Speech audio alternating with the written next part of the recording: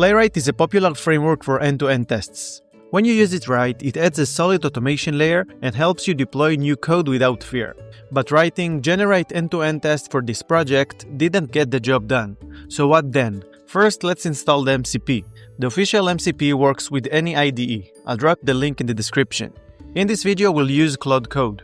In Claude Code, you need to run this command. I already installed it, but if you want to check, write MCP and you'll see the MCP that are already installed. What I love about the Playwright MCP is that it has functionalities that are so useful and used to be manual in the past. For example, browser snapshot, browser click, browser drag, browser file upload, browser PDF save, and browser resize that is very useful when you want to check other devices. So after we're familiar with the MCP's functions, let's add some tests. We're going to add tests to the alldevneeds.com, which contain useful tools for developers like JWT decoder, UID generator, and more. It's live, so feel free to try it out. When I asked Claude Code to add tests, I ran into a lot of timeout errors. Behind the scenes, the package tries to identify which components to interact with and uses that to assert the expected output. The core issue was that the generated test was not finding the right components. So how to fix it?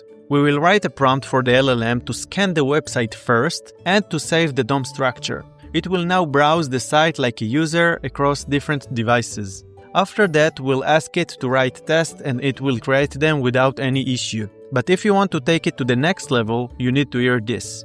But before that, if you like the video, it will mean the world to me if you liked and subscribed to our channel. After we figured out how to write our tests, to benefit from them, we need them to run on critical times. It can be when you push your code to GitHub or when you commit a change. I prefer to run the test before the GitHub push action. We'll add pre-push action that will run the tests, and only if it succeeded, it will push it to GitHub. In order to do so, you can use an awesome package called ASCII. Just make sure to include only the main end-to-end flows in the pre-push, since they can take time to run. And if you think this is a nice MCP, you must watch these MCPs in action.